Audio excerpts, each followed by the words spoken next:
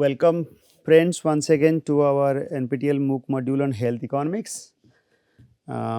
We have been explaining the chapter on health efficiency or the week on health efficiency. The specific chapter is in continuation to the DEA model, that is data environment analysis.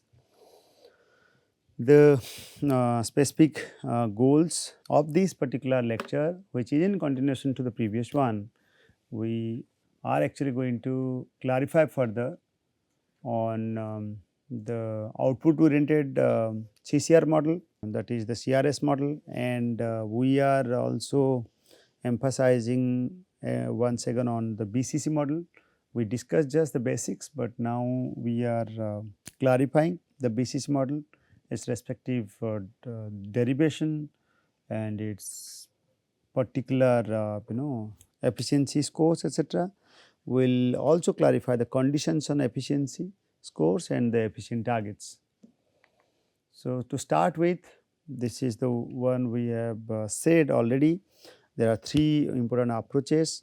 Basically, in the previous lecture we discussed about the formulation and estimation that is based on three forms of input oriented CCR model. This is largely explained. Here we will be emphasizing on the output oriented CCR model.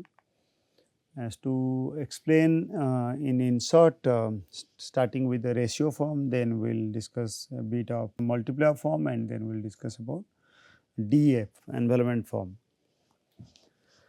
So, in the input oriented model of the CCR input model especially, that is based on the principles of constant tends to scale.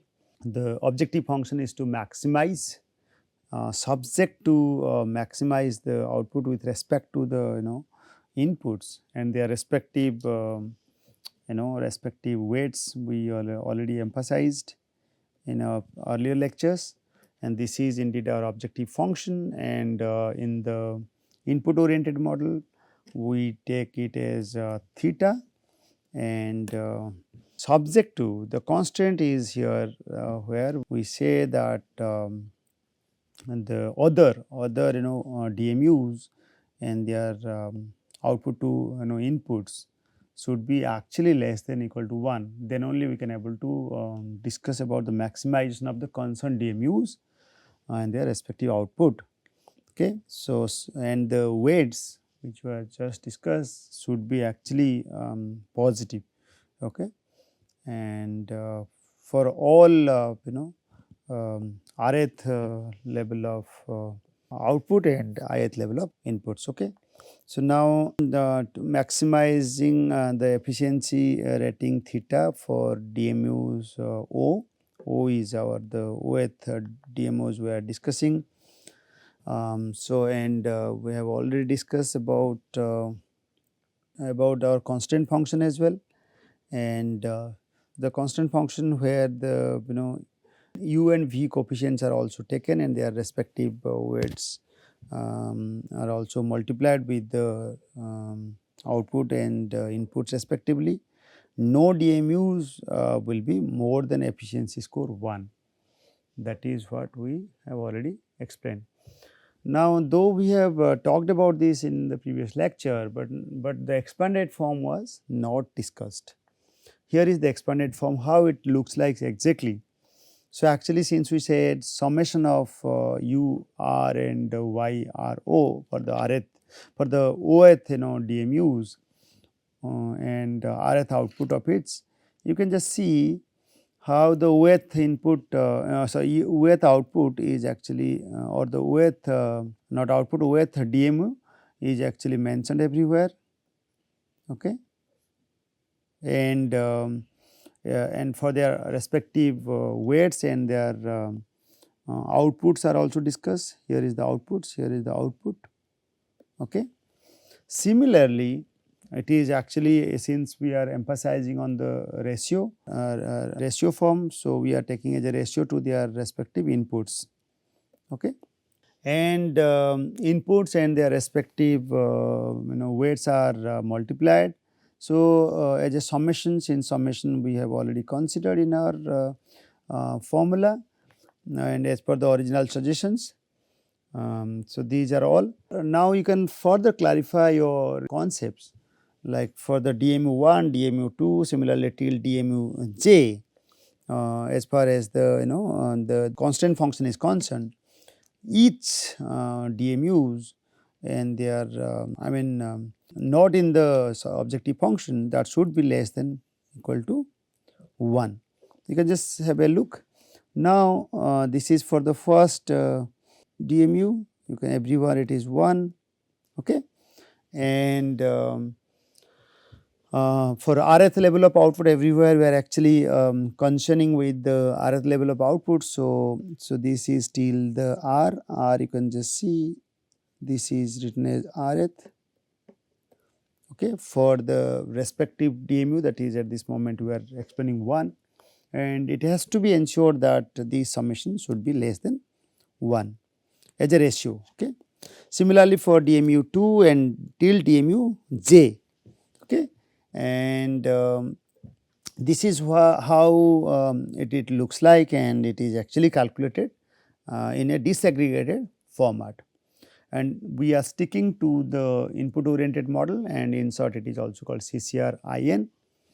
So, in terms of and now in terms of output oriented model, that is called CCR-out, and in that case the approach is to minimize the cost with respect to output, and that's we usually take in that case we take another symbol we will just discuss, but in the input oriented model we have taken as theta, okay, and here the minimization of input with respect to the output subject to its constants for the jth DMUs, and I will also clarify what is this Vi and or UR and VR, that is precisely the weights, but the exact clarification is called they are their limits should be very at a very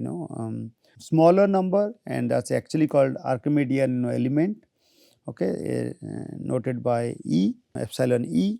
It is actually noted as very small element, and that should be higher than 0, and that U and V should be not very high, it should be very less, and it should be positive real number, okay. And these are all we have also partly discussed earlier, but further clarification was just given. Now, in terms of another form called multiplier form, how input oriented model looks like, and we explained earlier that it is multiplied with the respective weight to its output of the concerned DMU, that is with DMO, and our objective function is mentioned as theta, okay, subject to the difference between the output of the jth jth DMUs to the jth inputs, okay, jth DMUs and their respective inputs, and the summation is also made, and the constant function is clearly clarifying that the difference should be also less than equal to 0, and it is attached with another constant function, and especially on the inputs of the Oth, that is the DMU's unit, and its input should be the sum of the inputs should be 1, and we have already clarified that the UR and Vi should be positive. Actually, this is this multiplier method, and in the CCR form or the input oriented method can be also written as maximize Z with respect to mu is also written, and rest are more or less same, and mu is actually also interpreted.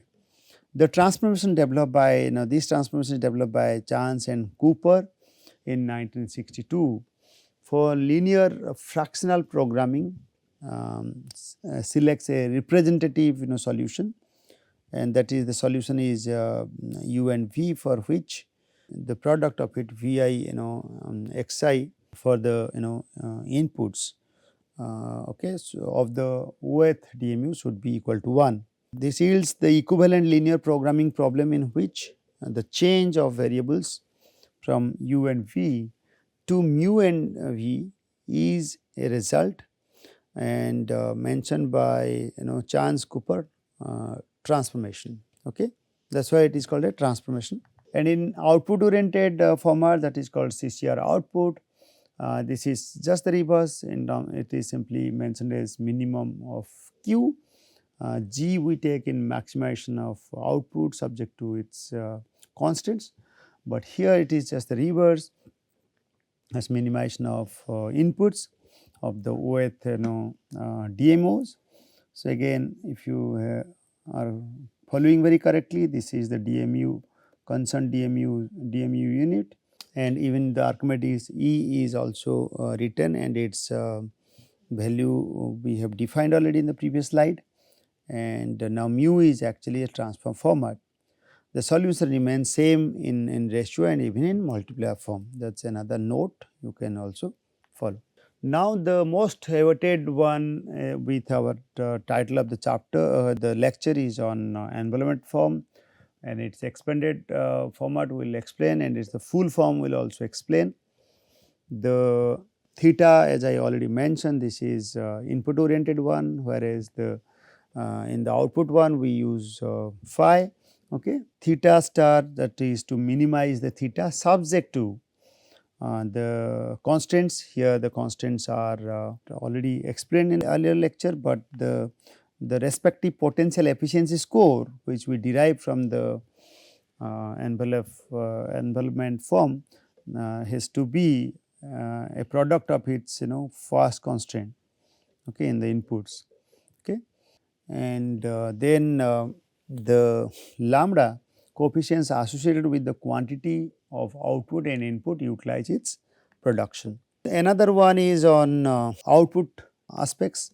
So, we can just check the difference very clearly. This is where we say maximization of output, that is the symbol is taken as phi subject to, again in this case the constant function is deriving the potential efficiency score of phi, and that is part of the constant function, and lambda at its respective coefficient associated with the quantity of input, output, etc., is also considered.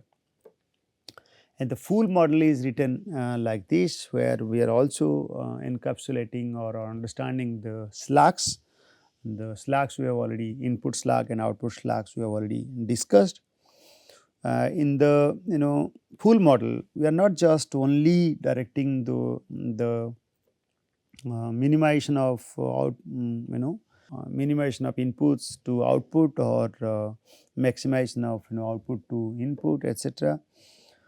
So, here the slacks are actually respectively mentioned, and subject to the, even in the subject for constant function we have included its respective slacks. Okay. And its coverage is mentioned. Similarly, in the output oriented model, the slacks are also discussed. You can just see how of course the slacks in the input case we are trying to minimize the input, where in the therefore it is minus, where in the output oriented model the slacks are actually additionally improving your extent of output, and rest are also taken care of in the slacks are also taken care of in the constant function as well. We are referring to the work of Efriot 1972, Fayer, Groskopf, Logan, Banker, etc. They suggested adjusting the CRS DA model. Okay. Hence, this is presented here, When economy of scale exists, then what really happens? What do you mean by this? Basically, this suggests if a proportional increase in one or more inputs can cause greater than proportional change or increase in outputs. Similarly, a proportional increase in inputs may yield a less than proportional increase in output. So, in the CRS input oriented DA framework, we have taken 5 forms, as I already said. 2 are inputs and a single output. So, output is here Q and the DMU was 5. Here are DMUs. We will stick to a specific DMU and we will also clarify how it works in software. In our next lecture, we will give you the direct application, how you guys can able to also derive results and what should be the interpretation. So, here for a radial measure, we are taking with respect to their respective output of the inputs. Hence, those can be measured x1 upon q and x2 upon q. And so, input output ratio for this example are plotted in this picture or in this graph. This DA frontier which is derived and highlighted in bold line and written as frontier in our graph is indeed the result of running 5 linear programming problems. So, there are 5 linear programming problems. We will just clarify. For form 3, we are now sticking to this form 3, okay, and how the efficiency are calculated from the distance we already explained.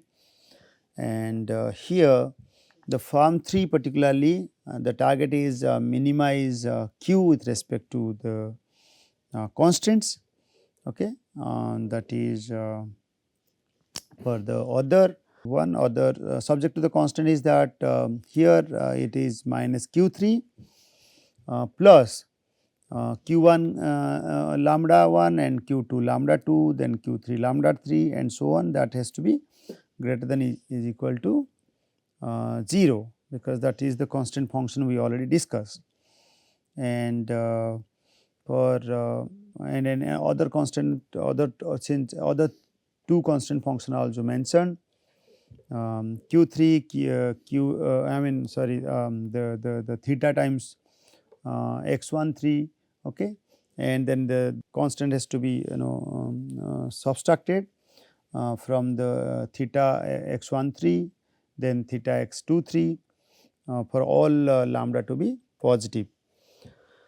So, now you can just have a look the values of theta and lambda which provide a minimum value for theta are actually discussed here. So, in the figure we have tried to give the directions for IS here. IS stands for the input slugs and OS stands for the output slugs for all 5 DMUs, okay. So, you can just see for especially for form 3 which you have already started explaining. Form 3 the figure is here, the theta value is actually the is 0.833, we are just presenting here. Form 3 could possibly reduce the consumption of all inputs by 1 minus this theta, that is around 16.7% without reducing its output, all right. And this implies production at the point denoted at 3 prime. You can just have a check, 3 prime is here, all right. And this projected point 3 prime lies on a line joining point 2 and point 5, okay, this straight line, all right. And therefore, form 2 and 5 are usually referred to as the peers of form 3, okay. And they define where the relevant part of the frontier is, and hence they define efficient production for the form 3. For the point 3 prime is basically a linear combination of point 2 and 5, where the weights in this linear combination are with the lambdas which we already discussed. Okay, lambdas in row 3 of the above table which we already discussed, this lambda. Okay, this row 3 and their respective lambdas. Okay, 2 in this case we are actually discussing this and this. Okay, and then these are I think the clarification related to the CCR model, which is very basic so far as efficiency scores based on CCR is concerned, and that is based on the constant returns to scale assumption. Hence, that is not capturing the specific efficiency. Indeed, the constant returns to scale captures the general efficiency score or total efficiency score. That is really divided into either pure efficiency score or pure efficiency and scale efficiency. Sometimes pure efficiency is also called managerial efficiency, and we will also clarify. And when we say pure efficiency, we are actually referring to the production function, which is in reality pure or in reality following variable returns to scale. Hence, the returns to scale models are referred in the context of BCC. Okay, BCC you have already clarified in your previous 2 lectures. The CRS constant return scale assumption is appropriate when all firms are operating at an optimal scale. Okay. Due to imperfect competition, government regulations and constraints on finance etc., firm to be not operating at optimal scale. Okay. So, again referring these papers for further details. CRS we suggested adjusting the CRS DA model, I think we referred already, and we also discussed this part in the previous slide. The CRS linear programming problem is easily extended to account by the VRS variable returns to scale by adding to the convexity constant to CCR. So, given the CCR as a constant linear function, production function, we are actually addressing convexity constant to as comparison to the CCR. So, we will clarify. Convexity constant basically it forms a convex hull or envelope data points more tightly to the CRS conical hull. The CRS, if you remember, it is the upward sloping from the origin and the 45-degree line defining one optimum efficiency score. From there we are going to define the production possibility or the production function, which is actually forming a convex hull or the points which are very tightly defining to the constant returns to scale, that is linear conical hull. This provides technical efficiency scores that are greater than or equal to those obtained using the CRS model. Convexity constants ensure that an inefficient firm is only benchmarked against the firms of a similar size. That is another important direction. This is here we are actually benchmarking, but in the earlier case we are not actually benchmarking to a similar size, that may be the sizes might be different in the CCR model. So, we are going to emphasize the convex combinations once again. In CCR they did not actually scale up and scale down included in PPS and overutilizing or underutilizing one, and in CCR overall technical efficiency as I already mentioned, and inefficiency occurs due to 2 reasons, and indirectly actually we are estimating the inefficiency to identify the efficiencies. So, we are actually emphasizing at this moment on managerial efficiency or due to the scale inappropriate scale size use. Hence, BCC, that is the pure technical efficiency or the managerial efficiency, is defined like this. So, here we are actually referring to the BCC model. Okay. And in CRS DA, firm may be benchmarked against firms that are substantially larger than it. Okay. But in that case in the BCC model we are defining that should be equal to 1, That means in the CRS DA, the lambda sum should be less than or greater than 1. Okay. But in this case lambda should be equal to 1 in BCC model. So, the BCC is actually called the pure technical efficiency model or efficiency managerial efficiency model or score. We are going to get the managerial efficiency score in this case. So, the overall technical efficiency score is nothing but the pure technical score times the scale efficiency, or scale efficiency can be derived with OT divided by PT. Okay. So, in the figure which I already mentioned that this is based on the CRS frontier, and this is based on the the production possibility which is nonlinear or different right now like this. It is actually called based on the variable returns to scale principle, and so this is also called VRS frontier, and you can see for DMUs P, if you refer here DMUs P. So, the input oriented model, that is the theta CCR for the OAth organizations which already discussed.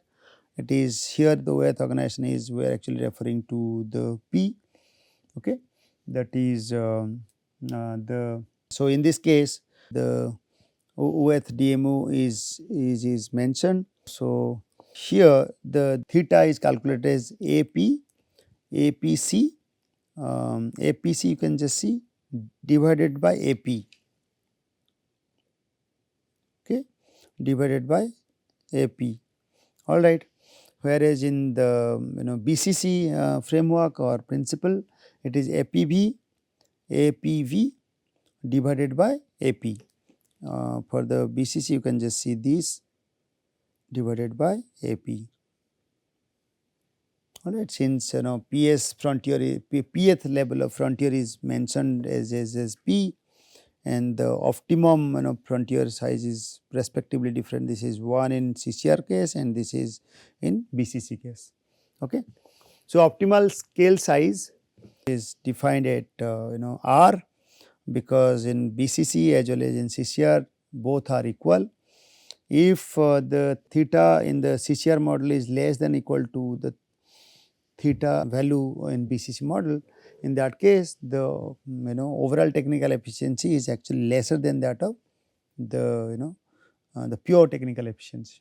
Okay. So, in the BCC model which you already discussed, the full format of the BCC model we already discussed, including the slacks, okay, and the target was to minimize the theta, and the constant functions are also respectively mentioned. And here you can see the sum of lambda which already said for the jth jth constant DMUs, that should be actually equal to 1, and that is also called convexity constant. To form the convexity constant, that has to be equal to 1. So, BCC that is the BCC is equal to CCR plus the convexity constants, okay. And in the output oriented case, that is to maximize the phi minus all possible all possible slacks, and I think need to be corrected. It has to be, I will just go back and tell you. You can just see these are all discussed. I will come back to that line once again. So, this is what we already said.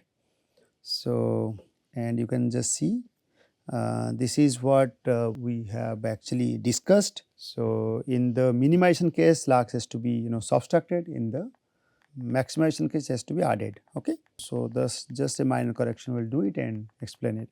So, this is what in the output oriented case. So, it has to be plus, is not it? So, then rest of the details will be discussed, and another addition to the problem is that there are some efficient target we also discussed earlier lecture, input to output, and its respective targets are actually discussed with its respective slacks. Okay, and in the output oriented case also you can see the target is here and the phi is noted correctly. All right. Now, a firm may be benchmarked against firms that are substantially larger or smaller than it. For the lambda, some of their weights may be less than or greater than 1, which we already discussed. But in this case, the jth firms and their sum of lambda should be equal to 1 to define the convexity constants.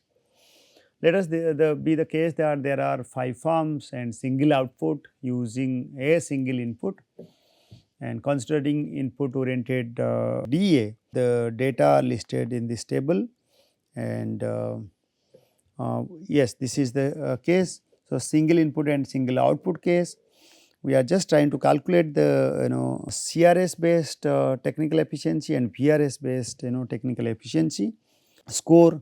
In CRS base, simply it is, if suppose in in second form, okay, second form it will be equal to, you can see 2, it will be actually output by input. So, 2 by 4, 1 by 2, 2 by 4, it is like this, 1 by 2 and 2 by 4, 3 by 3, etc. for CRS based estimation.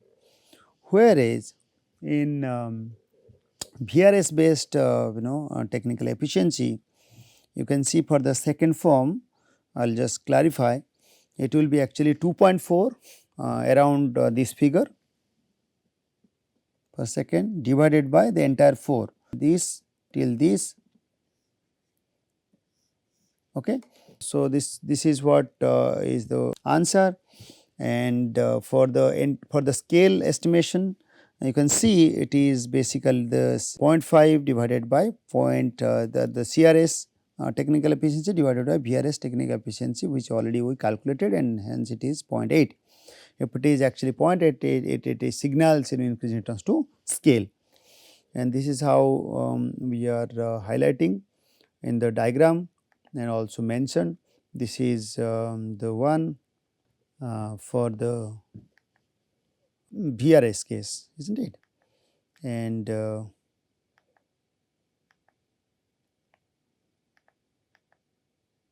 that has to be the first one is actually as simple as that, 2 by 1 by 2. Okay. So, the scale efficiency we have already discussed, and I have also clarified how this works. For the VRS is very important, CRS you can easily calculate. Here it is this divided by the entire. Okay. Similarly, for third it will be this distance divided by this distance, same distance. Okay. And then you can respectively calculate the others. All right. So, there are different healthcare perspectives which are important in this context. In the healthcare sector, imperfect competition constraints on finance, regulatory constraints on entry, merger, etc., result in organizations operating system to be inefficient and operating in a inefficient scale.